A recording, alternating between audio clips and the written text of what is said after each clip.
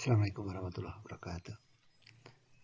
Kita berjumpa kembali pemirsa, khususnya Anda siswa-siswi sekolah menengah atas.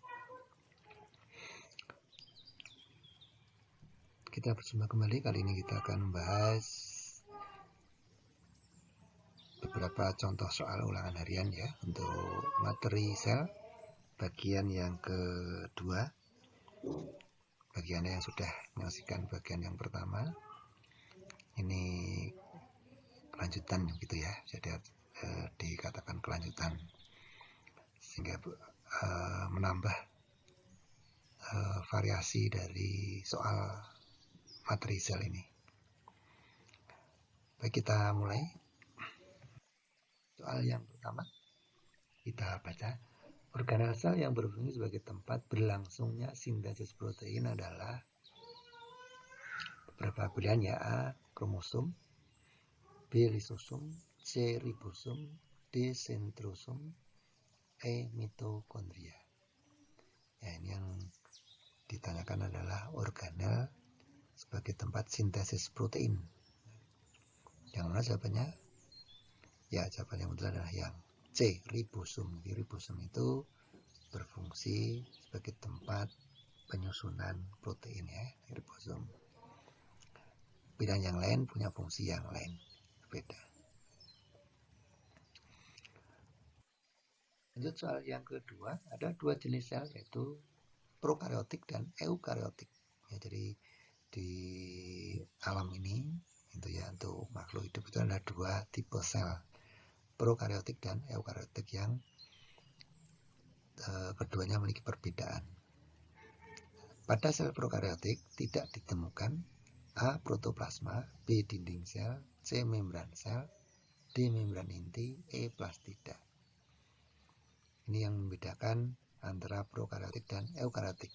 Ini salah satunya ini. Yang mana jawabannya? Ya, yang betul adalah yang D. membran inti.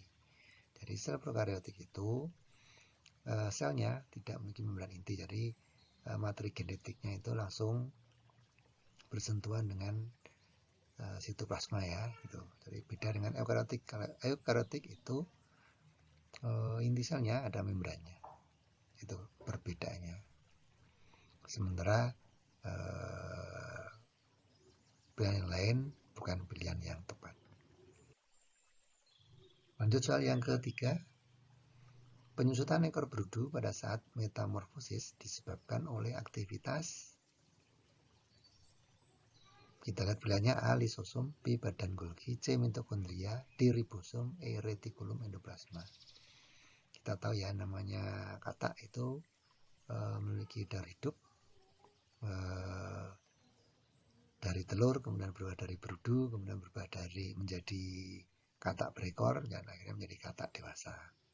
Nah, pada saat berudu ya akan berubah menjadi katak berekor, kemudian katak berekor jadi dewasa, itu tentunya ekornya kan hilang. Nah, itu kenapa bisa terjadi proses hilang tersebut? Apa organel yang berperan di situ? Ya, yang berperan adalah yang A, lisosom. Jadi lisosom ini organel yang di dalamnya mengandung enzim-enzim hidrolitik ya, yang bisa mencerna atau mengurai karbohidrat, lemak, protein, dan sebagainya. Dan juga disebut sebagai kantong bunuh diri. Anda masih ingat ya, kenapa kantong bunuh diri? Karena ketika enzim-enzim itu dilepas keluar, maka akan mencerna seluruh organel yang ada di dalam sel itu. Nah, pada kasus ekor berudu ini, maka lisosom ini yang berperan. Jadi dia akan melepaskan seluruh enzimnya sehingga akan mencerna sel-sel ya, sehingga selnya akan mati, sehingga secara bertahap ekor berudu itu nanti akan menghilang karena sel-selnya mati.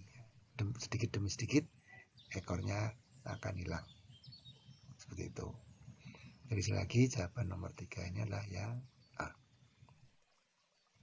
Lanjut soal nomor keempat. Perombakan hidrogen peroksida atau H2O2 berlangsung di A. deoksisom, B. diktiosom, C. peroksisom, D. Centrosom, E. Lisosom. Kita tahu ya, hidrosgen peroksida itu bersifat racun, jadi harus segera diurai. Menjadi air ya. Jadi harus diurai, kalau enggak nanti akan meracuni tubuh. Nah, organel apa yang berperan? Ya, yang berperan adalah yang C, peroksisom. Maka ini namanya peroksisom karena dia fungsinya menguraikan hidrogen peroksida dari kata ini. Gampang mengingatnya ini. Peroksisom, peroksida gitu. Oke, itu soal nomor 4. Soal nomor 5. Perhatikan gambar di samping. Ada gambar ya. Gambar apa ini? Ya, ini ada gambar membran sel. Kira-kira Anda sudah hafal nih gambar ini ya. Yang ditunjuk X adalah A. Protein perifer, B. Protein integral, C. Lemak, D. Glukosa, E. Glikolipid. Nah, ini ada salah ketik sedikit. Glikolipid. Mana jawaban yang betul? Ya, yang betul adalah yang B. Protein integral. Ini. Jadi protein pada membran sel itu ada dua, protein perifer dan protein integral. Ada protein integral, yang ini adalah integral ya.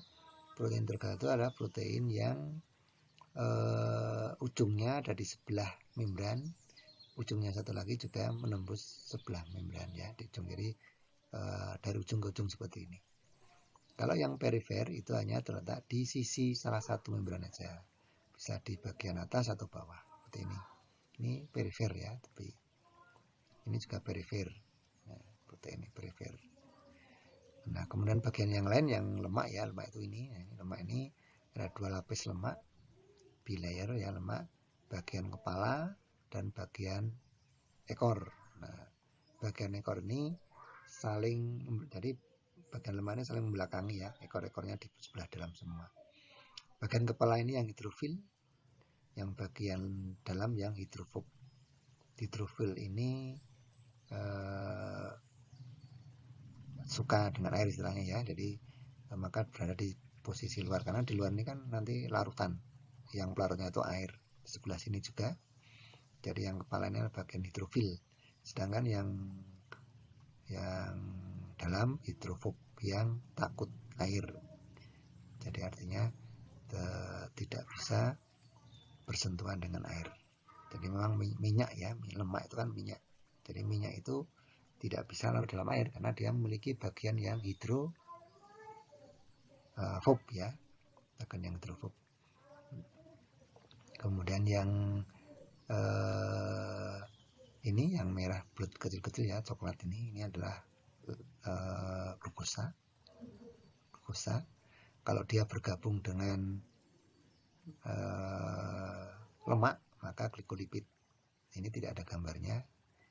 Kalau dia bergabung dengan protein maka namanya glikoprotein, seperti ini. Itu. Jadi lagi yang X ini adalah protein integral.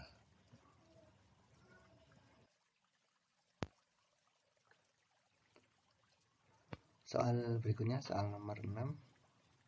Kita baca bersama-sama. Gambar berikut adalah sel tumbuhan dengan ciri khas yang ditunjukkan oleh bagian nomor A1, 2, B2 dan 3, C3 dan 4, D4 dan 5, E1 dan 5. Jadi ini gambar sel tumbuhan ya. Nah, sel tumbuhan itu punya ciri khas yang tidak dimiliki oleh sel hewan. Nah, ini yang menjadi inti pertanyaan. Kira-kira yang mana ciri khas tumbuhan itu? Berarti ini bagian sel tumbuhan yang tidak dimiliki oleh sel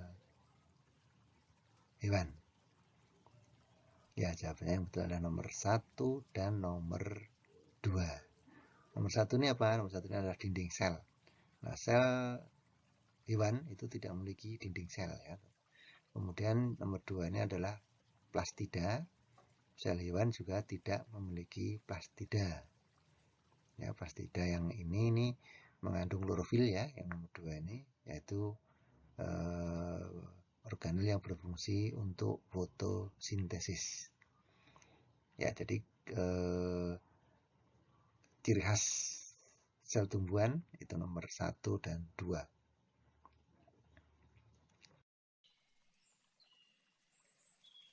Lanjut soal berikutnya nomor 7 ini, sel merupakan kesatuan unit struktural pada semua makhluk hidup. Hal ini mengandung pengertian bahwa, jadi ini fokus pertanyaan ada di unit struktural ya, struktur itu berarti penyusun ya, struktural. Pada fungsi yang lain, sel itu merupakan kesatuan unit fungsional ya, jadi fungsional itu beda dengan struktural. Kalau fungsional itu cenderung ke fungsi, kalau struktural itu ke penyusun ya, susunan. Kita lihat pilihannya yang ada. A. Sel bertugas dalam penurunan sifat pada makhluk hidup. B. Semua kegiatan dalam hidup dapat terselenggara karena adanya protoplasma dalam sel. C. Merupakan penyusun utama tubuh makhluk hidup. D. Pertumbuhan pada makhluk hidup disebabkan karena adanya sel dalam tubuh. E. Reproduksi pada makhluk hidup disebabkan kemampuan sel untuk membelah diri. Yang mana pilihan yang betul sesuai pertanyaannya, ya ini unit struktural. Ya, yang betul adalah yang C. Sel merupakan penyusun utama tubuh makhluk hidup. Ya, jadi sel itu ya penyusun ya, secara struktural itu sebagai penyusun. Pilihan jawaban yang lain ini kurang tepat ya, kurang tepat. Baik, itu nomor 7. Kita lanjutkan lagi. Nomor 8. Membran sel bersifat selektif permeable sehingga dapat berfungsi untuk titik-titik ya. Jadi untuk bisa menjawab soal ini kita harus tahu pengertian selektif permeable. Selektif itu ya berarti ya seleksi ya. Jadi tidak semua zat bisa lewat, itu berarti selektif. Permeable itu dapat dilalui. Berarti selektif permeable itu dapat dilalui oleh zat-zat tertentu saja.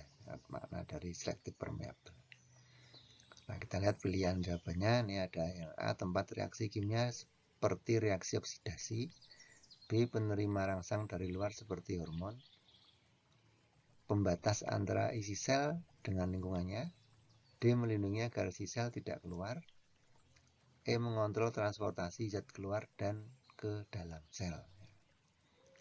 Yang mana fungsi membran sel yang punya sifat selektif permeable?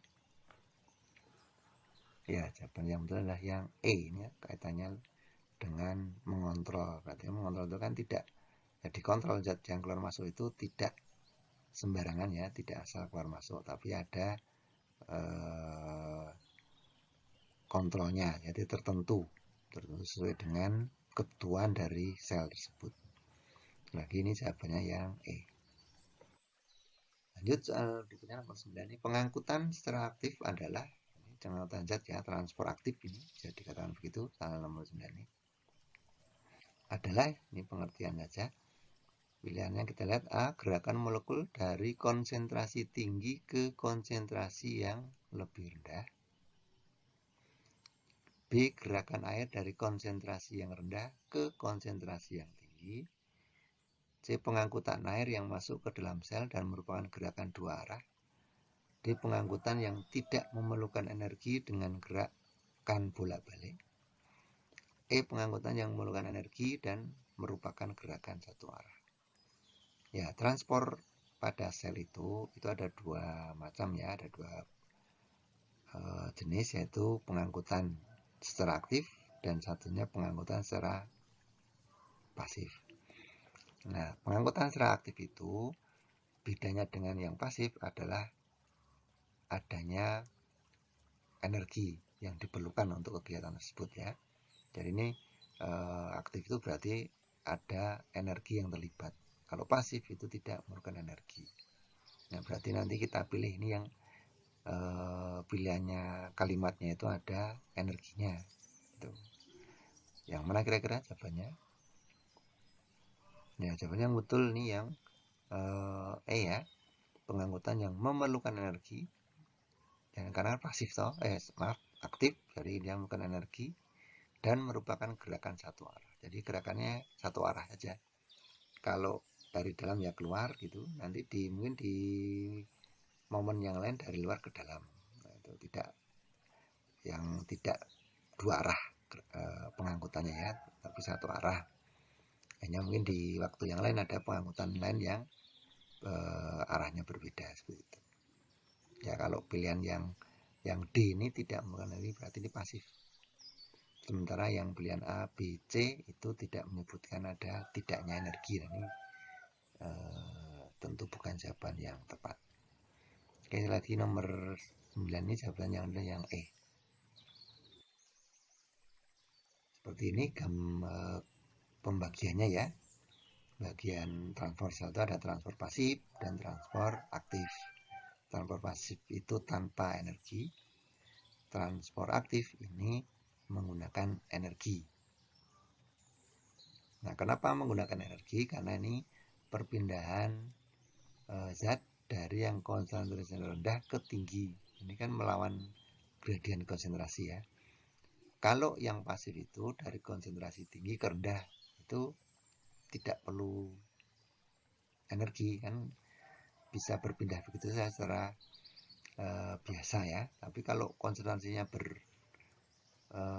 kebalikan, berpindahnya dari rendah ke tinggi, nah ini yang perlu energi. Nah, nanti transfer pasif itu ada dua, difusi dan osmosis. Ini jadi difusi dan osmosis itu tidak perlu energi, akan berpindah secara otomatis ya, asal ada perbedaan konsentrasi larutan maka bisa terjadi difusi atau osmosis sesuai dengan kebutuhan sel. Sedangkan yang transfer aktif ini ada dua, endositosis dan exositosis. Endo itu yang masuk ke dalam sel, exo itu pengangkutan keluar sel. Nanti yang endositosis ini ada dua juga ya, dibagi dua, ada fagositosis dan pinositosis. Kalau yang masuk itu wujudnya partikel ya, maka disebut sebagai fagositosis. Ini memakan bahasa mudahnya ya. Kalau pinositosis itu zatnya berupa zat cair. Jadi pinositosis bisa disebut sebagai meminum mudahnya. Oke, seperti itu. Ini yang transfer aktif. Ini pembahasan lebih mendalam tentang transfer sel ini ada di materi transfer sel ya, bisa Anda simak lagi materi tentang transfer sel itu biar lebih jelas. Kita lanjutkan yang berikutnya, nomor 10 nih. Ini yang terakhir nih ya. Kita baca transportasi zat melalui membran sel antara lain dengan cara difusi. Di bawah ini yang merupakan pengertian difusi adalah kita lihat pilihannya ya. A. Perpindahan molekul dari konsentrasi tinggi ke rendah, baik melewati membran atau tidak. Yang B. Perpindahan molekul dari konsentrasi tinggi ke rendah melewati membran. C. Perpindahan molekul air melewati membran semi permeabel. D. Perpindahan molekul dari konsentrasi rendah ke tinggi, baik melewati membran atau tidak. E. Perpindahan molekul dari konsentrasi rendah ke tinggi melewati membran. Ya, kita lihat ya, ini difusi pertanyaannya ini fokusnya. Difusi itu termasuk transfer pasif, jadi tidak memerlukan energi ya, tidak perlu energi. Beda dengan yang aktif nih. Nah, di sini pengangkutan itu terjadi perpindahan molekul ya. Nah, difusi itu perpindahan molekul dari konsentrasi tinggi ke rendah. Makanya dia tergolong transportasi atau transfer pasif. Dari tinggi ke rendah ya, dari konsentrasi tinggi ke rendah. Maka dia tidak memerlukan energi. Difusi itu tidak memerlukan energi. Oke, nah sekarang kita lihat pilihan mana yang cocok ya dari konsentrasi tinggi ke rendah. Yang A kita lihat nih, perpindahan molekul dari konsentrasi tinggi ke rendah. Ya, ini bisa menjadi pilihan jawaban ya. Yang B, perbedaan molekul dari konsentrasi tinggi ke rendah. Ya, ini juga bisa menjadi pilihan jawaban. Kita lanjutkan dulu yang C, perbedaan molekul air melewati membran semi permeable. Ini C ini tidak memenuhi jawaban karena ini bukan difusi ya.